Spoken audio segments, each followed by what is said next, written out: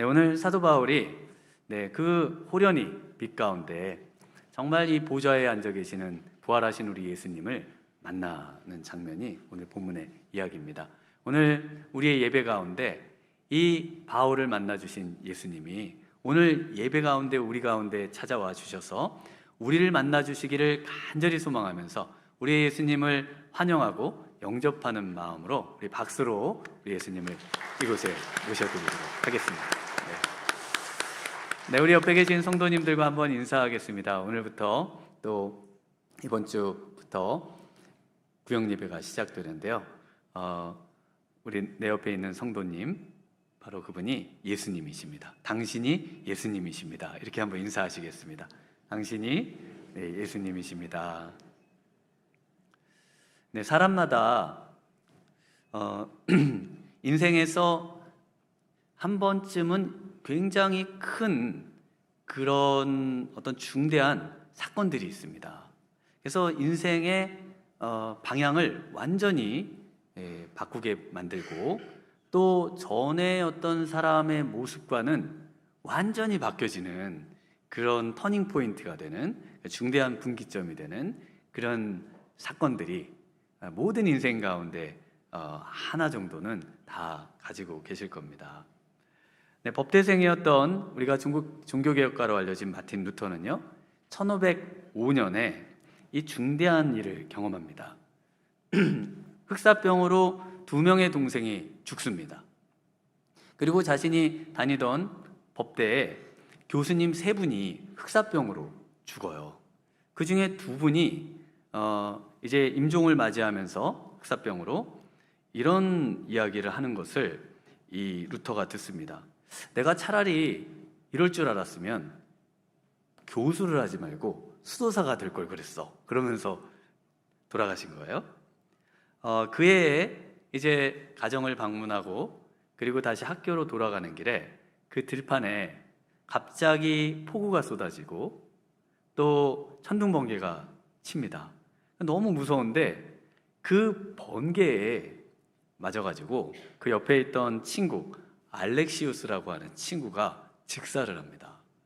그래서 가뜩이나 죽음에 동생들 죽고 교수님들 돌아가시고 많은 사람들이 죽어가는 그 흑사병, 전염병을 경험하고 그런데 벼락에 맞아서 죽는 친구를 보면서 야, 그 벼락을 내가 맞을 수도 있었던 그 벼락, 친구는 죽었는데 나는 왜 살아있는가?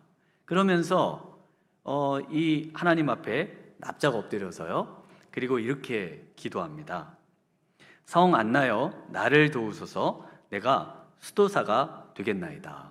이때는 아직 종교개혁 전이기 때문에 우리가 지금 이렇게 신앙생활 하듯이 우리 예수님만 믿고 하질 않고 성인들에게도 기도하고 마리아에게도 기도하고 하던 그런 시대입니다.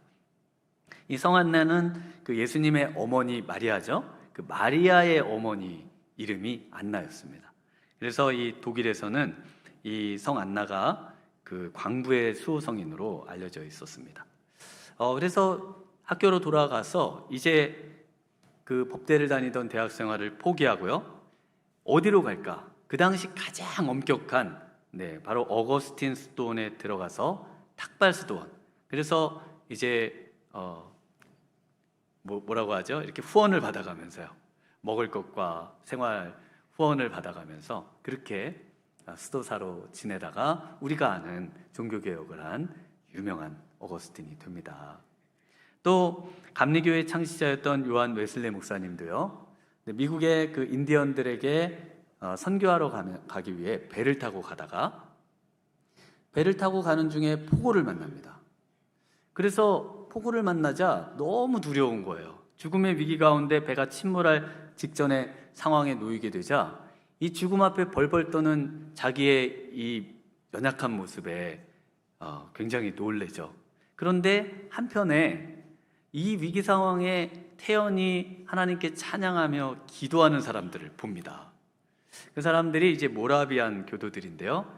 이분들은 체코에 마틴 루터가 태어나기 전에 100년 전에 야누스라고 하는 종교개혁가, 이분 이제 화형을 당하시는데요.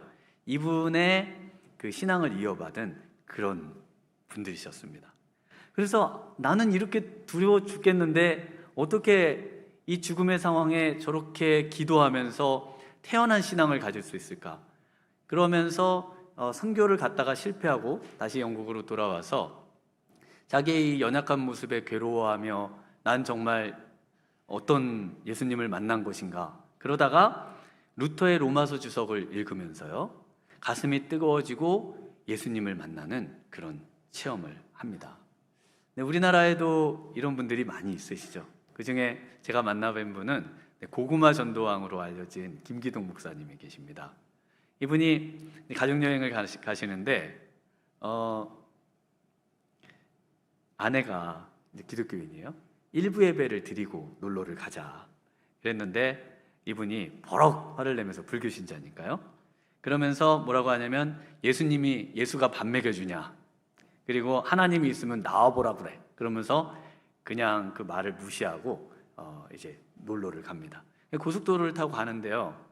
그런데 트럭이 중앙선을 넘어와서 교통사고가 난 거예요. 그래서 이제 모두 다 죽은 것 아닌가. 그래서 그 희미한 의식 속에 하나님께서 우리 가족을 살려주시기만 하면은 내가 정말 하나님을 잘 믿겠다 뭐 이래가지고 결국은 이 사건 후에 이분이 예수님을 믿고 또 하나님을 섬기고 또 전도만 하러 다니시는 겁니다. 그래서 이분의 유명한 고구마 전도법, 젓가락으로 고구마 찌르죠. 네, 그것처럼 이제 그 고구마로 옆에 있는 사람을 그 젓가락으로 찌른다. 옆에 사람이 고구마예요. 그래서 그분에게 사람들에게 전도를 하시면서 이분이 이제 직접 만나 뵈니까 뭐라 그러시는가 하면은 차가 운전하다가 내 쪽으로 안 오고 제대로 가주면 그 차가 지나가면서 계속 감사합니다, 감사합니다. 네, 이러면서 자기는 차가 그냥 지나가는 게 너무너무 감사하다, 이런 이야기를 하십니다. 그래서 이처럼 완전히 인생을 바꿔버리는, 그래서 완전히 전과는 다른 사람이 되게 만드는 그 어떤 결정적인 계기들이 아주 유명한 사람들, 또 위대한 일을 이룬 사람들에게는 반드시 있었습니다. 그런데 오늘 사울, 또 바울이라고 불리는, 바로 이 사울은 히브리식 이름이고요, 바울은 로마식 이름입니다. 같은 사람이에요. 그래서 이 바울이 역시 동일하게 오늘 다메섹 이 도상에서 예수님을 만나는 이 사건이 이 사도 바울이 되는, 우리가 아는 바울이 되는 아주 중대한 사건입니다. 그래서 이 바울은 항상 자신의 모든 사역과 말과 행동과 또 삶의 어떤 가치관과 그리고 앞으로 살아갈 것과 그 모든 것의 그 중심에 뭘 두는가? 바로 이 다메섹에서 만난 예수님, 이때의 사건을 이 중심 센터에다가 딱 꽂아두고요, 항상 이것을 중심으로 이 자신의 인생을 살아갔던 인물이 바로 이 바울입니다. 그래서요, 성경 전체에, 이분이 쓴 성경 전체에 다 걸쳐 나오지만 몇 가지만 말씀드려보면, 고린도전서 15장 8절 9절에 맨 나중에 만삭되지도 못하여 난 자 같은 내게도 보이셨느니라. 나는 사도 중에 가장 작은 자라. 나는 하나님의 교회를 박해하였으므로 사도라 칭함 받기를 감당하지 못할 자니라. 왜요? 왜냐하면 하나님의 그 교회를 핍박하고 예수 믿는 자를 잡아 죽이고 또 정말 몹쓸 짓을 많이 한 그런 인생, 지금 예수님이 나타나셔서 벼락을 치셔도 부족할 판에 나 같은 자를 구원해 주셨다는 거, 이거를 떠올리면은 도저히 가만히 있을 수가 없고, 이게 무슨 일인가. 그래서 항상 이것을 기준으로 자신을 보고 복음을 전파한다는 겁니다. 그래서 가장 작은 자예요. 만삭되지도 못한 자라고 말을 하고 있습니다. 갈라디아서 1장 13절 이하에도요, 내가 이전에 유대교회에 있을 때에 행한 일을 너희가 들었거니와 하나님의 교회를 심히 박해하여 멸하고 내가 내 동족 중 여러 영갑자보다 유대교를 지나치게 믿어 내 조상의 전통에 대하여 더욱 열심히 있었으나 그러나 내 어머니의 태로부터 나를 택정하시고 그의 은혜로 나를 부르시니가. 네, 이렇게 하나님의 교회를 박해하고 멸하고 또 그 모든 나쁜 짓을 행했던, 그것도 하나님의 이름으로요, 그랬던 그를 부르셨다는 겁니다. 어떻게 부름을 받는가 하면 12절에 이는 내가 사람에게서 받은 것도 아니요 배운 것도 아니요 오직 예수 그리스도의 계시로 말미암은 것이라. 여기서 계시는 나타남입니다. 오직 예수님께서 나에게 나타나신 것, 이것으로 자신은 복음을 직접 받았다는 겁니다. 그래서 우리가 복음이라고 할 때는요, 예수님을 직접 만나는 겁니다. 우리가 복음을, 우리 예수님이 십자가에 죽으시고 또 부활하셨고 하늘로 승천하셨고 이 땅에 다시 오신다고 하는 그 어떤 문장, 그 어떤 교리, 이거를 내가 외우고 있느냐 안 외우고 있느냐로 생각하시는 분들이 있어요. 사도 바울도 이 이야기를 들었습니다. 예수님이 십자가에 죽으셨고 부활하셨고 또 승천하셨고 다시 오신다고 하는데 이 나쁜 놈들, 그게 무슨 말이 돼? 이랬는데 바로 그 내용의 중심이 되시는 그분을 만나는 겁니다. 만나야 되는 거예요. 만나야 그게 복음이 되는 거지, 그것이 기쁜 소식이 되고 내 삶을 완전히 바꾸는 하나님의 다이너마이트 능력이 되는 것이지, 그것을 그냥 되뇌인다고 해서 능력이 되는 게 아니에요. 사도 바울은 지금 그 얘기를 하고 있는 겁니다. 그래서 이 외에도 너무 많은 그 서신들과 또 자신의 어떤 3차, 4차 또 이 복음 선교 여행의 모든 그 사건에 바로 이 사건이 항상 중심에 있었습니다. 그러면서 이 사건을 계속 이야기하고 또 이 사건이 중심이 되었음을 사도행전에서 3차례 아주 그 중요한 곳에서 증언을 하는데요. 왜 이걸 증언하느냐? 바로 우리 믿음의 사람들이 이 예수님을 만난 이 사건을 놓치면 안 된다는 겁니다. 이 사건을 놓치면 그러면 정말 이 하나님의 어떤 우리에게 원하는 삶에서 또 복음의 그 순수한 복음에서 멀어져서 살아갈 가능성이 많다는 거예요. 그래서 이것을 잃어버린 신앙을 어떤 신앙이라고 합니까? 첫사랑을 잃어버렸다는 겁니다. 첫사랑.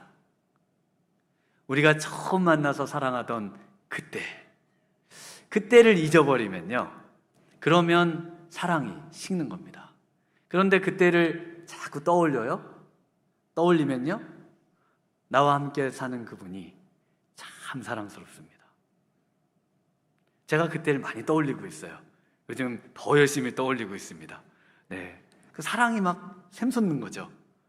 첫사랑, 그때 만났던 그 처음 순간, 처음 그 느낌, 처음 그 장면, 처음 그때의 그 감격, 이것을 떠올리고 이것을 중심으로 살면요, 우리 예수님이 원하시는 삶을 살아갈 힘을 얻고 또 우리 예수님이 원하는 삶을 살아갈 그런 삶의 원동력이 된다고 지금 사도 바울이 말하고 있습니다.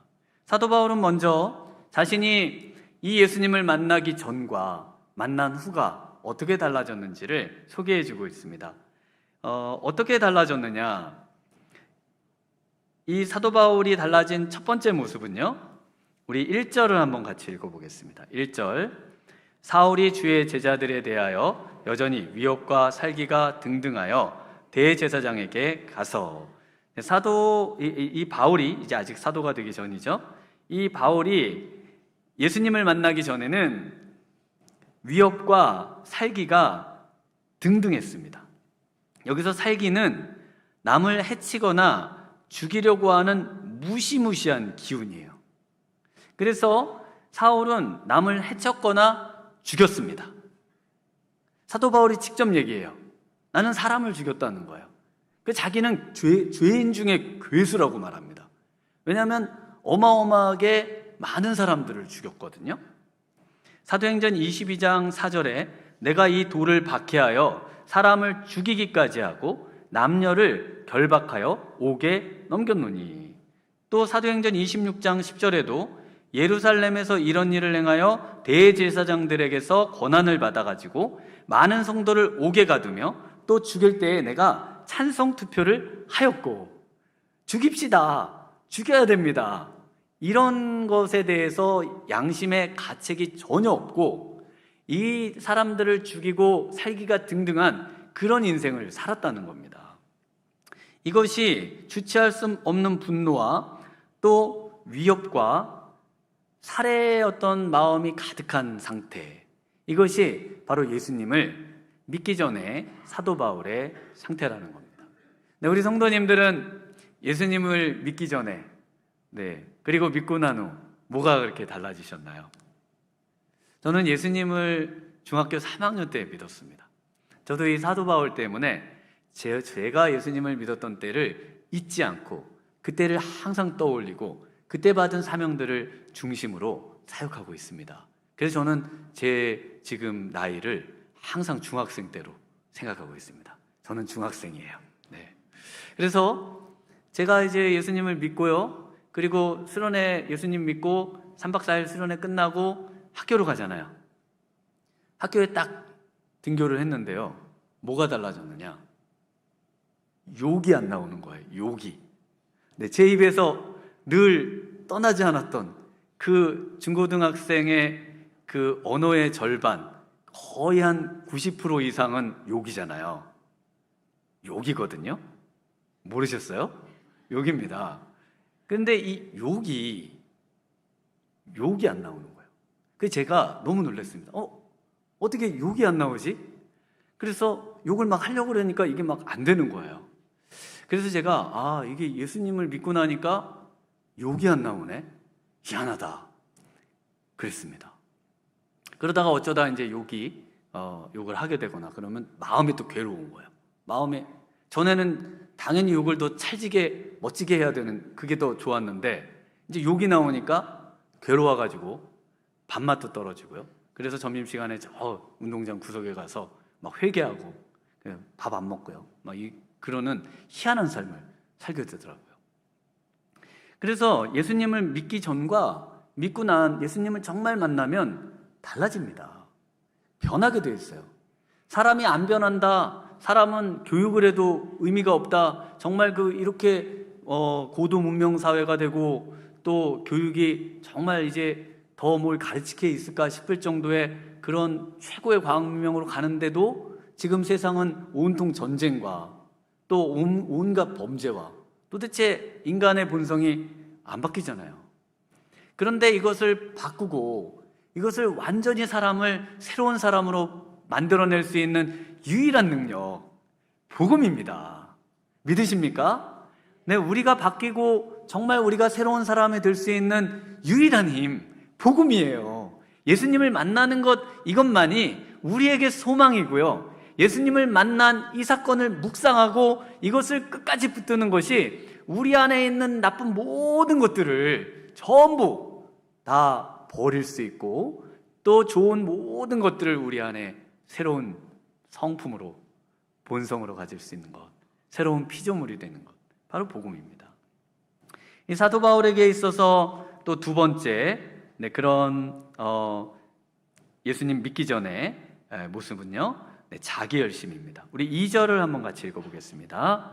다메섹 여러 회당에 가져갈 공문을 청하니 이는 만일 그 도를 따르는 사람을 만나면 남녀를 막론하고 결박하여 예루살렘으로 잡아오려 함이라. 그 사도 바울이 사도 되기 전인데 자꾸 사도 바울이라서 죄송합니다. 바울이 지금 기독교를 핍박하고 예수 믿는 자들을 전부 잡아 죽이고 옥에 가두려고 이제 대제사장에게 청해서 다메섹까지 갑니다. 왜냐하면 이 바울은 너무 열심히 특심이었던 사람이거든요. 그래서 저 기독교인이 박해로 인해서 흩어져서 갈 수 있을 것 같은 최대한의 거리, 바로 이 예루살렘에서 200km가 되는 그 다메섹, 거기까지 가면 기독교를 박멸할 수 있다고 생각하고 자기 열심으로 거기까지 가서 이제 기독교인들을 그 저인망으로 쌍 끌어가지고 그래가지고 완전히 기독교의 뿌리를 아예 뽑아내려고 하는 그런 열심으로 지금 이 다메섹에 간 겁니다. 그래서 로마서 10장 2절에 자기의 경험을 바탕으로 이렇게 씁니다. 내가 증언하노니 그들이 하나님께 열심히 있으나 올바른 지식을 따른 것이 아니니라. 하나님의 의를 모르고 자기 의를 세우려고 힘써 하나님의 의에 복종하지 아니하였느니라. 여기서 하나님의 의가 뭡니까? 하나님의 의도 모르고 하나님의 의에 복종하지도 못했다. 바로 하나님의 의는 예수님입니다. 예수님을 이렇게 여러 그 당시에 헬라 사회에, 헬라 문화에 맞는 용어들을 써서 표현을 해주고 있지만 궁극적으로 예수님이에요. 예수님도 모르고 예수님에게 복종도 못하고 그래서 예수님도 몰라보고 사는 그런 인생과 또 그런 하나님에 대한 열심은 전부 그것은 잘못된 것이고 이것은 오히려 하나님의 영광을 가리고 하나님의 뜻을 정면으로 거역하는 일을 하는 것과 같다는 것입니다. 이건 자기 열심이에요. 그래서 신앙은 자기 열심을 가지고 하는 것이 아닙니다. 그래서 지금 사도 바울은 자기가 자기 열심으로 했고 이것은 하나님의 열심도 아니고 이것은 정말 아무것도 아니었다고 오히려 하나님을 대적하는 일이었다고 지금 고백하고 있는 것이죠. 그러면 참된 신앙은 뭘까요? 참된 신앙은 이 두 가지를 뒤집어 엎으시면 됩니다. 이 두 가지를 뒤집어 엎으면 참된 신앙의 특징이 되는 거예요. 그래서 우리 3절과 4절을 한번 같이 읽어보겠습니다. 사울이 길을 가다가 다메섹에 가까이 이르더니 호련히 하늘로부터 빛이 그를 둘러 비추는지라. 땅에 엎드러져 들음에 소리가 있어 이르시되 사울아 사울아 내가 어찌하여 나를 박해하느냐 하시거늘. 위협과 살기가 등등했던 바울이 다메섹 도상에서 예수님을 만났을 때 예수님께서 뭐라고 하시는가 하면 사울아 사울아 내가 어찌하여 나를 박해하느냐. 여기서 나가 누굽니까? 5절을 한번 같이 읽어보겠습니다. 대답하되 주여 누구시니까? 이르시되 나는 내가 박해하는 예수라. 바로 예수님이라는 겁니다. 그러니까 사도 바울이 지금 자기가 박해하고 자기가 잡아 죽이고 자기가 옥에 가두는 그 사람들, 이 나쁜 사람들, 이 유대교를 해치고 또 잘못된 그런 이상한 거를 세상에 퍼뜨리는 이런 아주 그 바이러스 같은 이 패스트 같은 아주 이런 사람들을 다 잡아 죽여야지 생각했는데 그랬는데 이 예수님을 만나니까 지금 이 일이 누구를 박해하는 것이라고 말씀하시는가 하면은 바로 예수님이라는 겁니다. 그러니까 잡아 죽이고 고통을 주고 상처를 주고 아픔을 줬던 사람이 예수님이라는 거예요. 내가 내 옆에 또 앞으로 장차 예수님을 믿게 될 그 누군가를 우리가 만나지 않습니까? 그래서 하나님께서 머리에다가 이마에다가 예수 믿을 사람은 표시를 해두고 예수 안 믿을 사람은 X를 쳐놓고 이렇게 해놓질 않으셨어요. 왜냐하면 우리 하나님은 모든 사람이 예수님을 믿는 사람이 되고 그래서 정말 모두 다 하나님의 자녀가 되고 하나님의 사랑을 받고 놀라운 그 천국의 은혜들을 누리기를 원하시고요. 그리고 또 하나는요, 우리가 그 사람을 대할 때 어떻게 대하라고요? 예수님으로 대하라는 겁니다. 내 옆에 있는 누군가는 바로 예수님이세요. 지금 사도 바울이 그것을 아주 철저하게 깨닫습니다. 그러니까 그 뒤부터는 다니면서 막 사람들이 돌 던지고 두드려 패고 막 죽이려고 그래도 어떻게 하죠? 예수님 장차 예수님을 내가 섬겨야지. 그러면서 그 모든 거를 전부 감내할 수 있는 힘은요, 그 사람을 예수님처럼 정말 예수님으로 대우하는 마음을 가진 겁니다. 그래서 참된 신앙은요, 위협과 살기가 아닌 오히려 내 옆에 있는 성도를 예수님을 섬기듯이 섬기는 것입니다. 골로새서 1장 24절에 나는 이제 너희를 위하여 받는 괴로움을 기뻐하고 그리스도의 남은 고난을 그의 몸된 교회를 위하여 내 육체에 채우노라. 그 얼굴도 본 적이 없는 골로새 교인들을 위해서 받는 괴로움을 기뻐한다고 말하거든요. 얼굴도 본 적이 없어요. 골로새 교인들은 간 적이 없거든요. 그런데 기뻐한다고 하고요. 그리스도의 남은 고난을 그의 몸된 교회를 위해서 내 육체에 채우는데 내가 그걸 위해서 고난을 받는데 기뻐한다고 말합니다. 그냥 받는 고난도 기쁜데 나하고 상관없는 고난을 받는데 기뻐한다고 말할 수 있어요? 기뻐한다고 말하고 있습니다. 그래서 오히려 이제 그 고난과 어려움을 제가 받겠습니다, 이렇게 자청하면서 그 선교행들을 다니면서 복음을 전하고 그 모든 것들을 당하면서도 두려워하지 않고 또 그 사람들을 만나는 그 모습을 보여주죠. 그래서 참된 신앙의 특징은요, 성도들을 예수님으로 섬기는 것입니다. 마지막 심판 때 양과 염소에 비유해서 우리 예수님이 이 말씀을 분명히 하셨어요. 마태복음 25장 45절 46절에 이에 임금이 대답하여 이르시되 내가 진실로 너희에게 이르노니 너희가 여기 내 형제 중에 지극히 작은 자 하나에게 하지 아니한 것이 내게 하지 아니한 것이니라. 그들은 영벌에 의인들은 영생에 들어가리라 하시니라. 지금 여기 있는 형제 중 지극히 작은 자, 여기서 지극히 작은 자는 어떤 자인가요? 배고픈 자, 가난한 자, 목마른 자에게 마시고요, 병든 자 돌보고요, 또 옥에 갇힌 자 그들을 찾아보고요, 이런 정말 형제 중에 어려움 중에 있는 또 특히 도움이 필요로 하는 사람들을 가리켜서 지극히 작은 자라 우리 예수님이 말씀하고 있고, 이들에게 행하는 그 일이 나에게 행하는 것이고 나에게 행한 그 일로 그 일이 바로 천국에 들어가는 일이라는 겁니다. 그래서 예수님을 만나면요, 예수님을 만난 사람은 내 옆에 있는 누구도 예수님으로 대우하고 예수님을 영접하듯이 예수님을 섬기듯이 그렇게 섬기는 것입니다. 우리 옆에 계신 분에게 주님 한번 불러보겠습니다. 주님, 네, 당신이 주님이십니다. 당신이 주님이세요. 진짜 주님이세요. 네, 그래서 지금 참된 신앙의 특징 두 번째는요, 자기 열심이 아니라 사명과 하나님이 주시는 힘으로 사는 것입니다. 네, 이제 이곳에서 예수님을 만나죠. 만남과 동시에 자신의 어떤 삶의 모든 계획과 뜻과 또 어떤 인생의 목적이 바뀝니다. 예수님을 만나면 이 모든 가치관이 완벽하게 확실하게 바뀌어요. 그래서 우리 예수님께서 주신 그 목적, 그것을 뭐라고 하냐면 사명이라고 부릅니다. 어떻게 바뀌는가 하면은 이제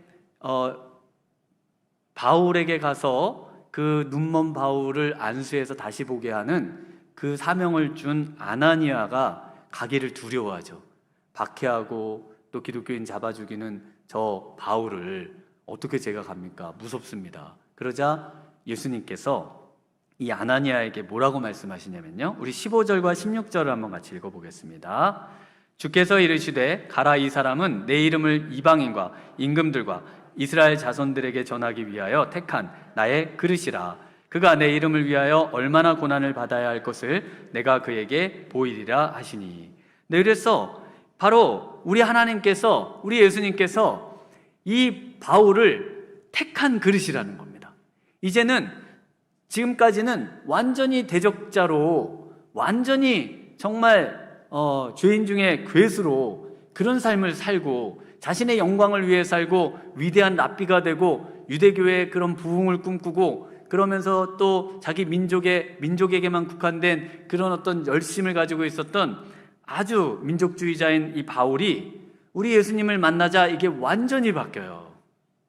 모든 민족을 주께로 돌아오게 하고요, 죽어가는 영혼이라면 한 영혼이라도 더 구원하고자 하고요. 그리고 우리 하나님이 원하시는 정말 몸된 교회를 세우고 교회를 위해서 자신의 모든 공부한 것과 또 자신의 열심을 다해서 서신들을 남기는 그런 일들을 한 것이죠. 그래서 바로 이 사도 바울이 이 예수님 때문에 당하는 이 고통 또 고생, 이것들을 기쁘게 여깁니다. 그래서 스펄전 목사님은 이런 말씀을 하셨어요. 사역을 안락한 삶이라고 생각하는 사람은 바로 그 생각 때문에 죽음을 맞아야 할 것이다. 우리에게 주시는 삶은요, 그냥 단순히 안락한 삶, 편한 삶을 우리 하나님께서 원하시는 것이 아닙니다.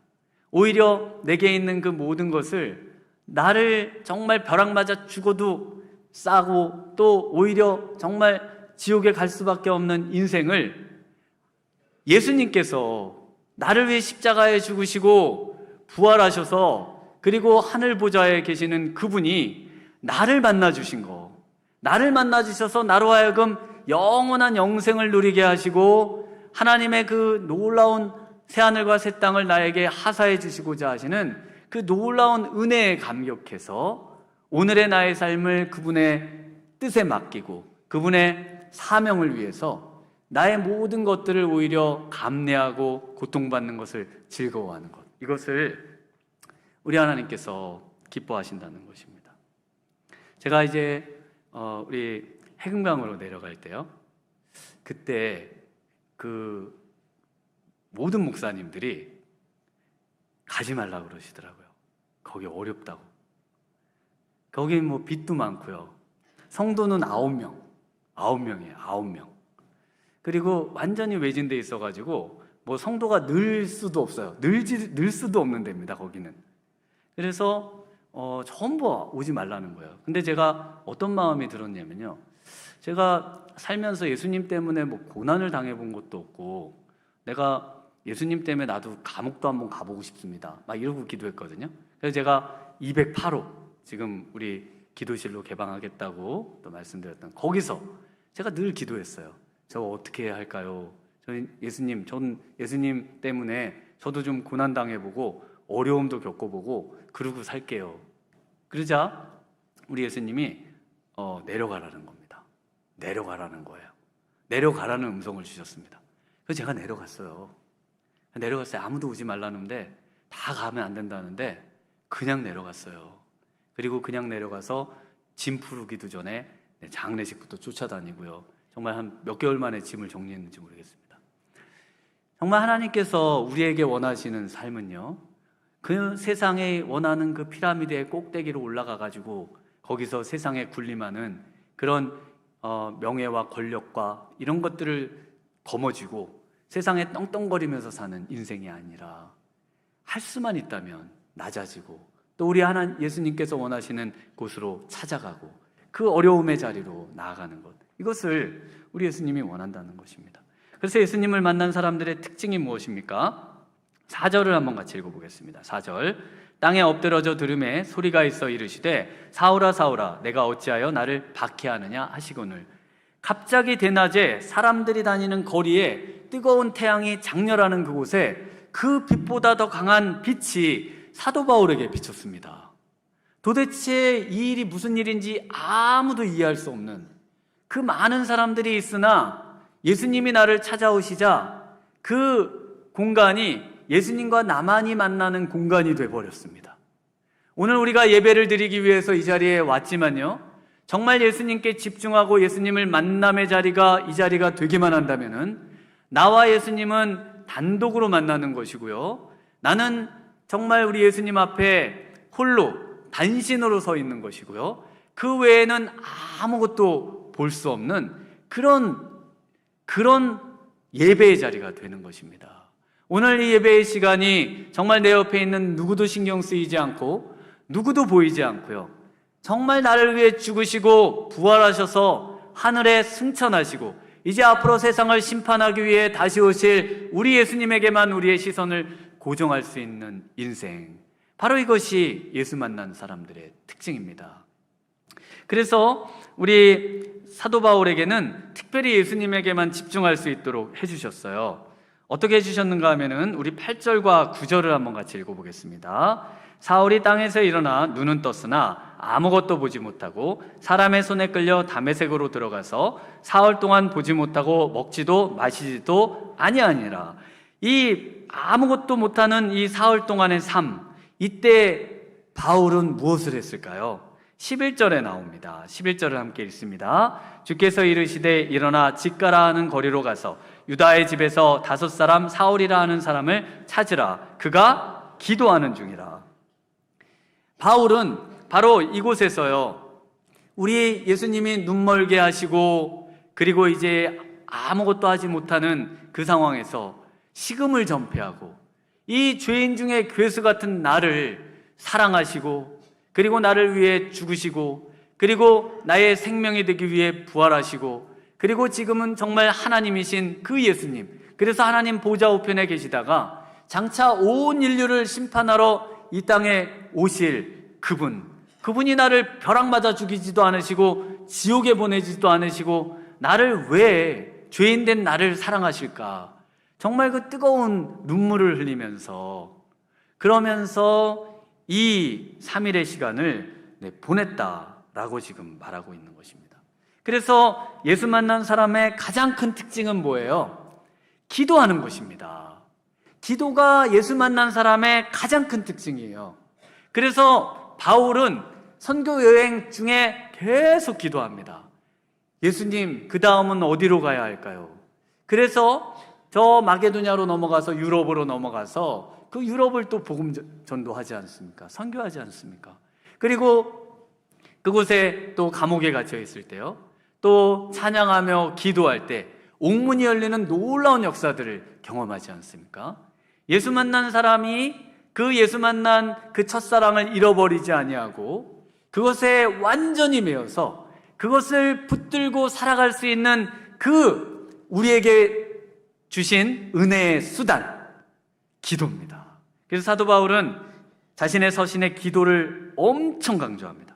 에베소서 6장 18절에 모든 기도와 간구를 하되 항상 성령 안에서 기도하고 이를 위하여 깨어 구하기를 항상 힘쓰며 여러 성도를 위하여 구하라. 빌립보서 4장 6절에 아무것도 염려하지 말고 다만 모든 일에 기도와 간구로 너희 구할 것을 감사함으로 하나님께 아뢰라. 골로새서 4장 2절에 기도를 계속하고 기도에 감사함으로 깨어있으라. 데살로니가전서 5장 16절에서 18절에는요 항상 기뻐하라, 쉬지 말고 기도하라, 범사에 감사하라. 이것이 그리스도 예수 안에서 너희를 향하신 하나님의 뜻이니라. 우리를 구원하신 예수님, 우리가 만난 그 예수님을 다시 오늘 이 아침에 회복하는 아침 되시기를 원합니다. 정말 예수님 만난 그때의 감격이, 그 첫사랑이 다시 우리 안에서 되살아나고 다시 그 감격이 생생하게 우리의 삶에 정말 우리를 사로잡아서 우리로 하여금 우리에게 원하시는 정말 하나님이 기뻐하시는 삶을 살아내는 우리 승리하시는 복된 성도님들 되시길 주님의 이름으로 축원합니다.